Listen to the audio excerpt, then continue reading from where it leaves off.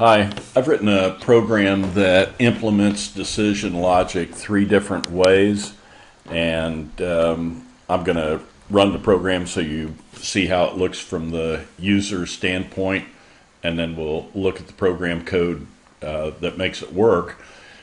But just in the way of background, I have three buttons that implement logic three different ways but produces the same outcome for the user. And what the user can expect is that if they click on any of these buttons, a random number in the range of 1 to 4 will be generated. That random number will be evaluated by some type of decision logic, and then a corresponding counter variable, class level integer variable, a corresponding counter variable will be incremented by 1 and then displayed through a corresponding label. So just to make this perfectly clear, if I click this button and, for example, if it generates a value of 1, then the value generated would be evaluated by 4 different one-way decision structures in sequence. Those decision structures are designed to be mutually exclusive, and one of the 4 would evaluate true while the other 3 evaluate false, and one of the decision structures then would cause a class level variable to be incremented, and then the class level variable would be displayed through one of 4 corresponding labels. So if I click generate a value of 1, then I would anticipate that the decision logic would cause counter 1 to be incremented and then displayed through label 1. If a random number of 2 is generated, I would expect the decision logic to cause counter 2 to be incremented and displayed through label 2, and so forth. And the same thing happens here. Again, with a button click, I generate a random number within the same range, 1 to 4, except there's a different way of evaluating the value of the random number. I'll use a nested two-way decision logic structure, and it will produce the same outcome as this. Now, the fact is, the logic that I have implemented in this button is a little bit more efficient than the logic here. So fewer decisions typically have to be made if I use this kind of decision logic. So it makes for more efficient code, but on the other hand, it's a little bit more difficult to understand. So there's a trade-off between the simplicity of the program code here and the efficiency of the program code here. And then in this button, same thing, generate a random number within the range of 1 to 4, and that number is evaluated through a switch statement, which you'll see for the first time. A statement that is really custom made for this kind of decision logic. So let me run the program just so you see how it looks from the user standpoint. If I choose the leftmost button, it's going to generate a random number. Program code is designed to display that number with a message in the title bar. So it has generated a random number of 3 and incremented counter 3 and displayed counter 3 through label 3. If I click again, it generates a random number of 1, counter 1, another class level variable is incremented and then displayed through label 1. And if you understand all that, then you see what happens if I generate a 1 for the second time, and if I generate a 4 and a 2 and a 2 for a second time. So I'm going to stop with that.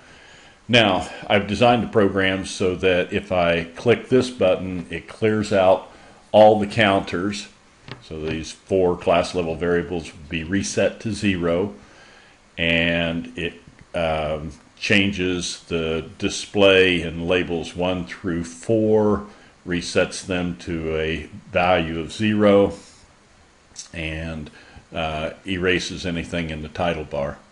So let me clear.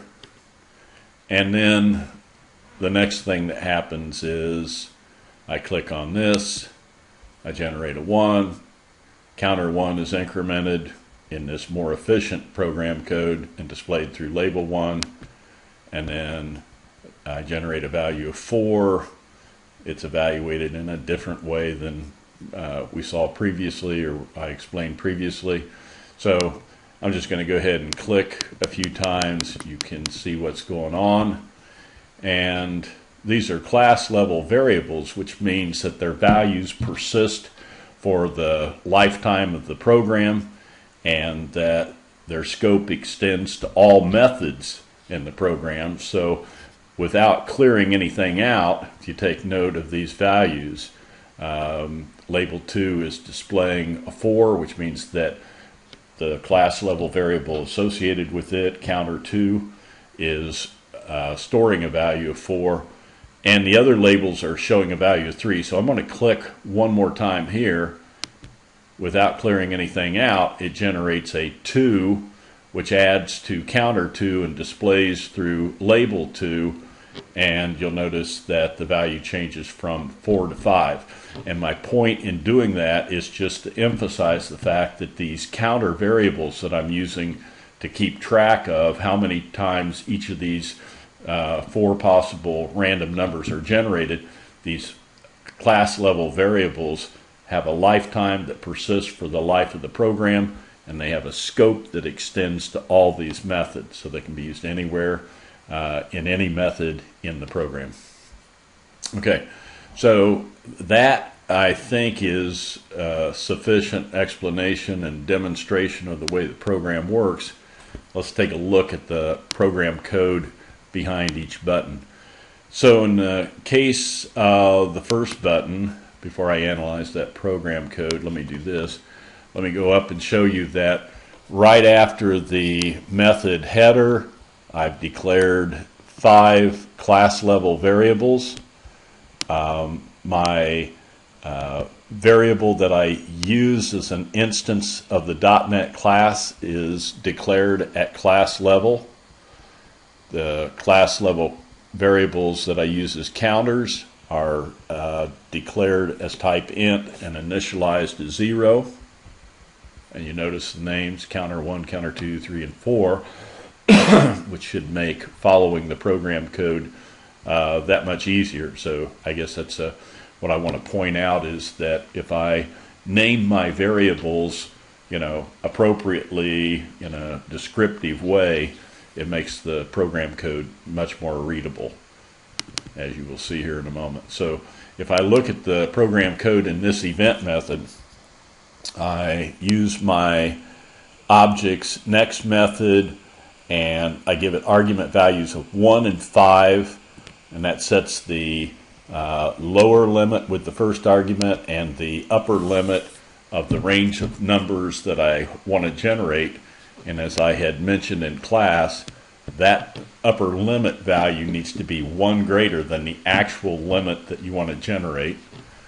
So this guarantees me I'm going to generate a random number in the range of 1 to 4, and in the next statement I take that number, convert it to string, concatenate it with a literal string, string literal, and then display it through the title bar, just so the user can see with each button click what the random number is.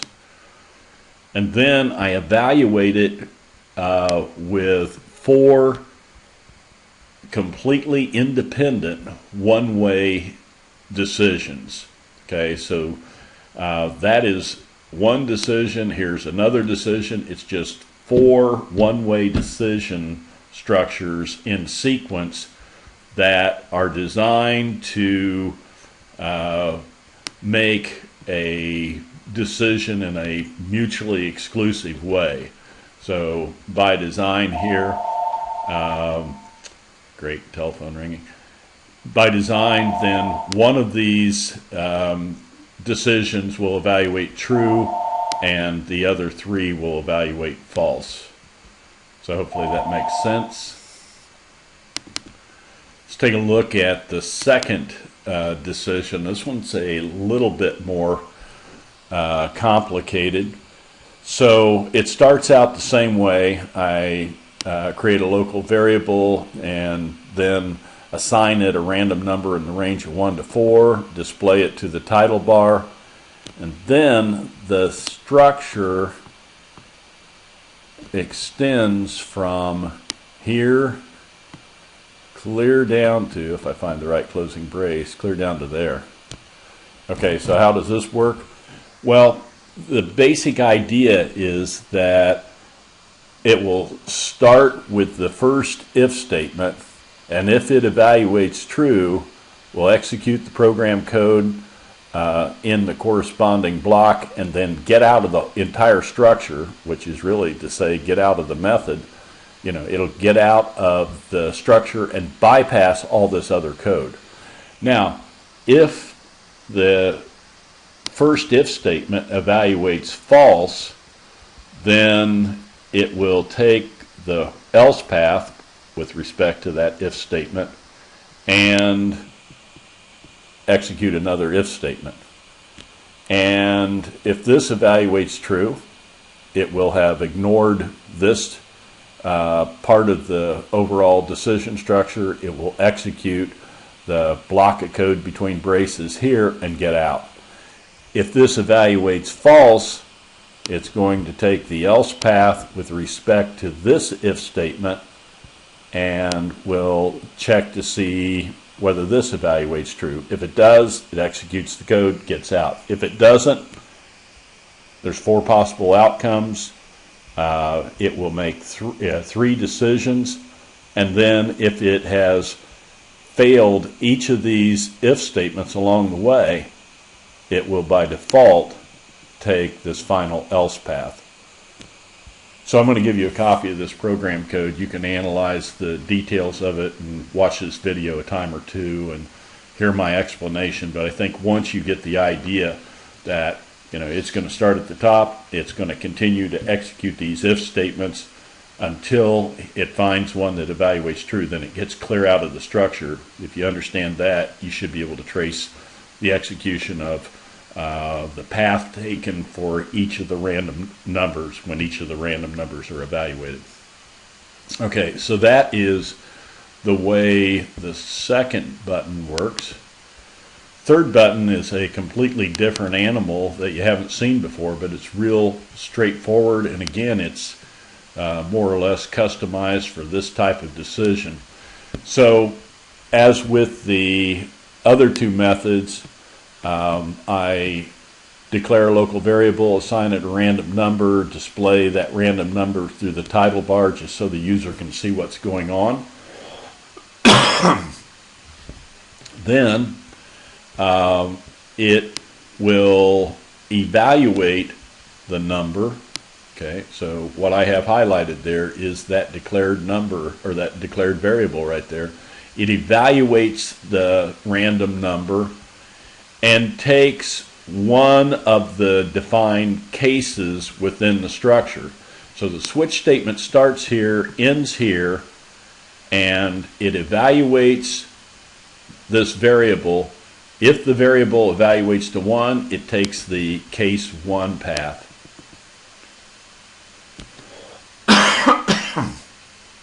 It's a bad time to start coughing, pardon me.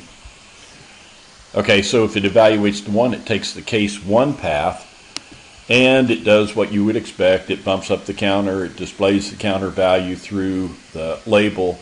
Then it takes, encounters this break statement, which throws it clear out of the structure, throws it to the point beyond the end of the structure, which happens to be the end of the method.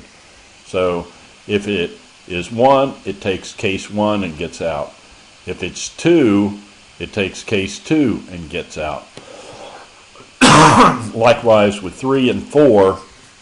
And then I went ahead and put this final default path in, which is an option. When you create a switch statement, you don't have to use a default path, but if case 1, case 2, case 3, case 4 all evaluate false, then it would take the default path. So this is kind of the catch-all path. And in this example, given that I'm generating random numbers in a defined range, there's really no need to use the default path, but I put it in there just so you can see a complete switch statement. Now, what's good about the switch statement? It's pretty straightforward and easy to read. In other programming languages, for instance C++, this is sometimes considered bad taboo because if you leave a break statement out, in some languages that implement a break statement, if you leave that keyword break out, just accidentally forget to put it in there, then in the event that rnum evaluates to 1, it would execute the program code as I described previously, but rather than getting out of the structure, it would free fall into the next case and also execute this, and then it would break and get out of the entire structure. So you have this potential to get into free fall within the structure, and it can execute some program code unexpectedly. It's a great way to introduce some kind of logic error into your program. In C#, the break statement, the absence of a break statement where it should occur is caught at compile time, and you'll get a syntax error if you leave the break statement out. So it's a safe statement to use in C#. It's a statement that should be used with caution in languages like C++ and JavaScript and some other languages. So just be heads up to that. If you use it, you better double check to make sure you have all your break statements in. The other thing to be said about the switch statement is that it will only evaluate a value for equality. So as we look at the value in rnum, case 1 means where rnum is equal to 1. So I can't use any other type of relational comparison, so I can't check for less than or less than greater than or anything like that. I can only check for equality. But again, in a program like this, if you ask me which of the structures are the best, well, this one is really easy. It's straightforward. It's easy to understand. This one is straightforward as well. The only problem is it makes unnecessary comparisons. So if rnum stores a value of 1, it would evaluate the decision logic here. This would evaluate to true. It would do something, but it would have to burn CPU cycles and evaluate this. Then it would have to burn more CPU cycles and evaluate this, and likewise here. So it has to make 3 unnecessary comparisons. And so straightforward and easy to understand, but somewhat inefficient. Here, this is really the most efficient way to do it, but the logic itself is a little difficult to understand, a little difficult to figure out. So the complexity of this makes it more efficient, but also makes it a little more difficult to follow. All right, you have some examples of decision logic to work with here, and I'll give you this program so you can look at it, play around with it, and understand things as completely as possible.